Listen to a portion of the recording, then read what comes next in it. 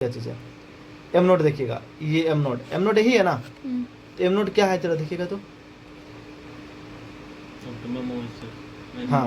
हाँ देखिए ये तो एम नोट है, तो यहाँ से यहाँ तक कितना, ये परमानेंट बिल्डिंग पॉइंट है यहाँ से यहाँ तक, प्लस कुछ इतना पानी है, तो मतलब क्या होगा, ये क्या चीज़ है, ये हम लोग एम नोट लिख रहे हैं ना, एम नोट कितना है, परमानेंट बिल्डिंग पॉइंट है, प्लस कुछ और पानी है, किसका कुछ है वो तो पहले देखिए, ये पोर्शन क्या है, ये तो अवेलेबल वाटर है ना, ये पोर्शन, तो अवेलेबल वाटर का कुछ पानी है ना,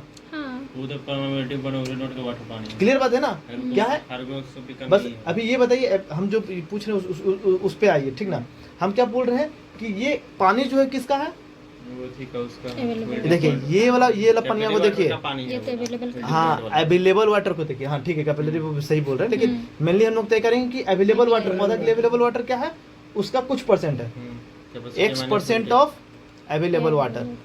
अब क्लियर हुआ, समझ रहे ना, इसको हम लोग बाद में कन्वर्ट कर लेंगे, यहाँ पे दिया हो रहेगा, देखिए अवेलेबल वाटर का हम लोग क्या पढ़े हैं, field capacity minus permanent building point put कर देंगे, और ये इसका X% निकाल लेंगे, X%, ये परसेंट में दिया और परसेंट में दिया, आगे देखेंगे कि कैसे हुआ है, मेन डायग्राम समझे, यहाँ से कई कॉन्सेप्ट समझे, एम नॉट क्या होता है समझिए, फील्ड कैपेसिटी क्या होता है समझिए, अवेलेबल वाटर क्या होता है समझिए, परमानेंट बिल्डिंग पॉइंट क्या होता है समझिए, हाइग्रोस्कोपिक वाटर क्या होता है समझिए, कैपिलरी वाटर क्या होता है समझिए, ग्रेविटी वाटर क्या होता है समझिए, ठीक है, कोई दिक्कत है ना, ये सब टर्म हम लोग समझ गए। अब आगे हम लोग पढ़ते हैं, हम लोग क्या बोले थे, हाइग्रोस्कोपिक वाटर क्या क्या फॉलो नहीं करता बोली तो, कैपिलरी को और ग्रेविटी को, हाँ दोनों लॉ को नहीं फॉलो करता है। हाइग्रोस्कोपिक वाटर में क्या हो गया, वो जो मिट्टी था निकाल करके ओवन में ड्राई किए, ड्राई करके क्या किए, धूप में हम लोग ओपन एटमॉस्फेयर में रख दिए, एटमॉस्फेयर में पानी ले लिया, पानी लेकर के जितना पानी रख लिया अपने पास, वही हाइग्रोस्कोपिक वाटर हुआ। क्लियर है चीजें,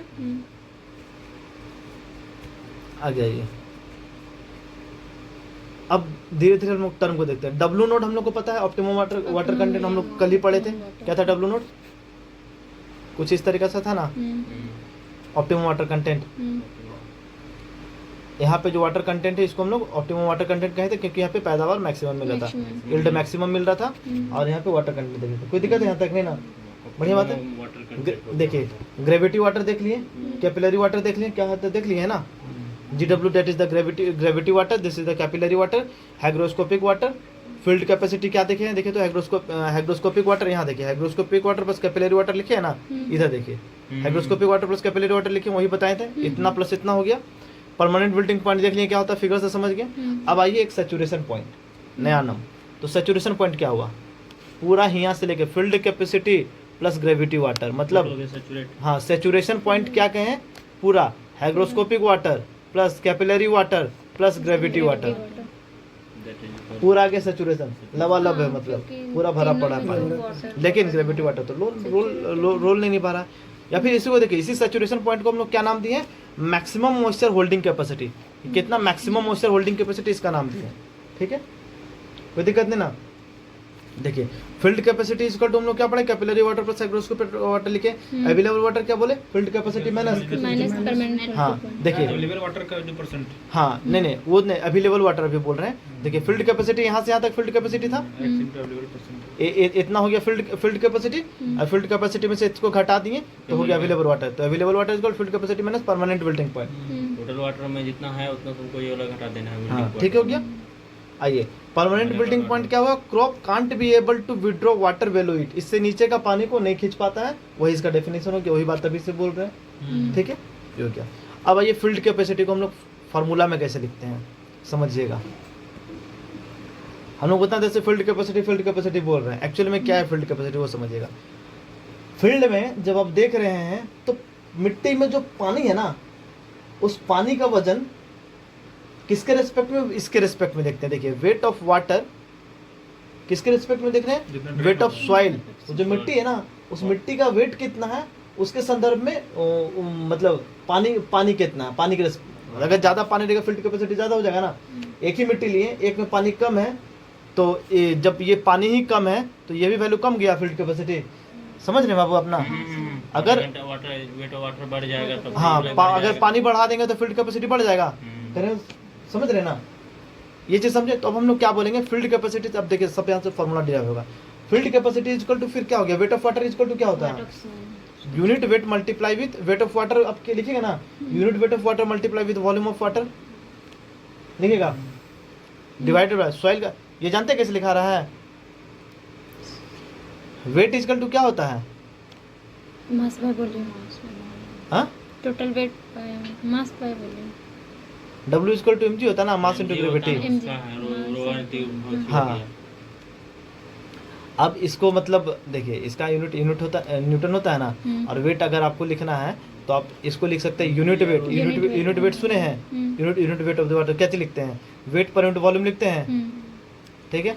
मल्टीप्लाई विथ, यदि आप लोग हम लोग वॉल्यूम से मल्टीप्लाई कर देंगे तो वॉल्यूम कट गया तो बच गया अपने पास वेट, तो हमको वेटे चाहिए था ना, तो यूनिट वेट इंटू वॉल्यूम लिख सकते थे ना, समझ रहे ना? तो वही चीज़ लिख दी हम लोग, unit weight multiply with volume of the water लिख दिए, कोई दिक्कत? अब उसके बाद हम लोग क्या बोल रहे हैं कि नीचे भी हम लोग unit weight of the soil ले रहे थे, unit weight of the soil multiply with volume of the soil, ठीक ना। अब क्या बोलता है कि देखिए ये हम लोग क्या देखे हैं, ये जो मिट्टी देख रहे थे ना, इसको आप मान लीजिए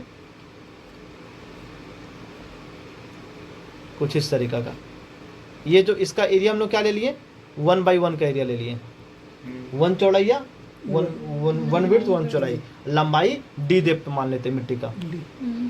मिट्टी का डेप्थ कितना है? d डेप्थ है मिट्टी का। और यहाँ पे एक और डेप्थ आएगा जो पानी का डेप्थ होगा, वो dw। क्या लेना?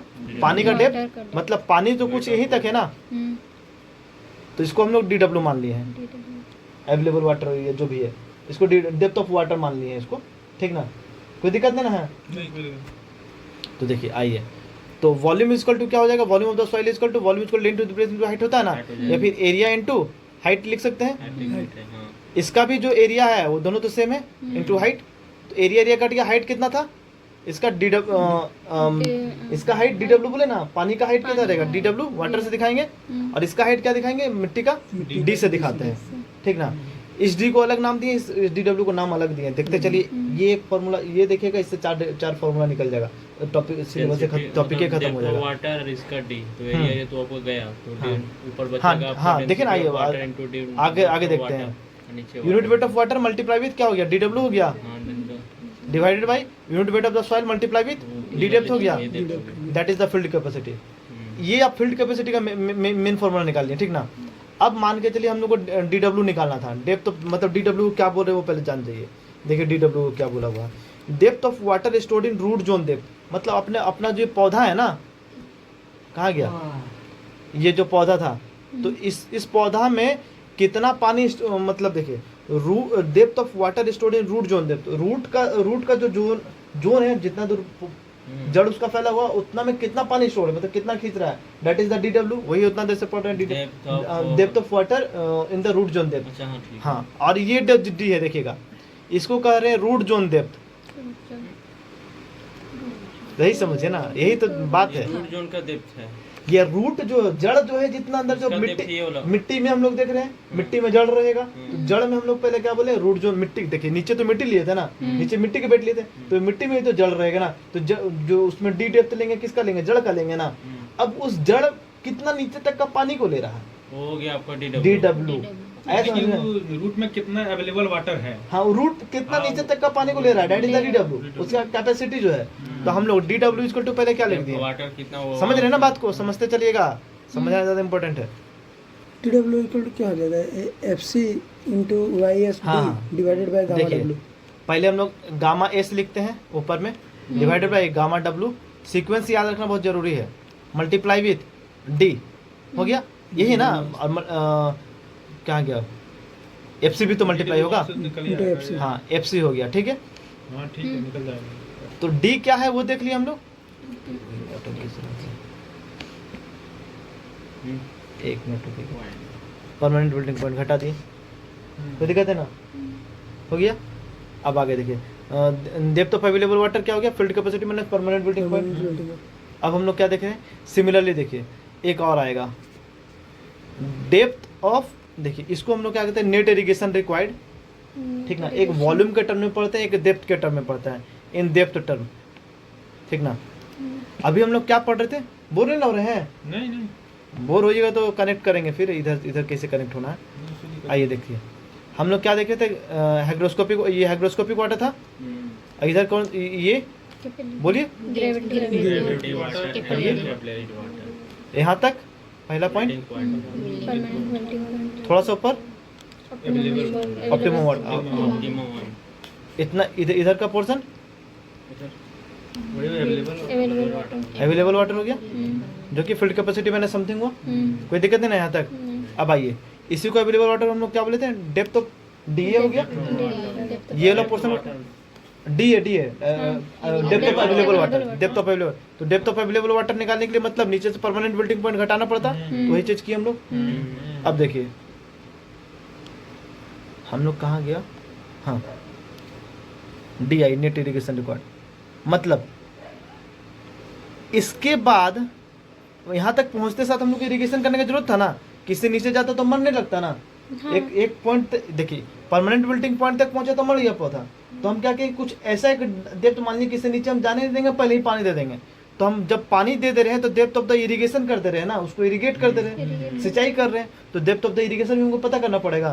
तो वही डेप्थ ऑफ इरिगेशन, यही हम लोग को फाइंड करना था। तो लीजिए इसका फॉर्मूला देखिए, ये क्या है नीचे वाला, यहाँ तक क्या है, ये एम नोड है।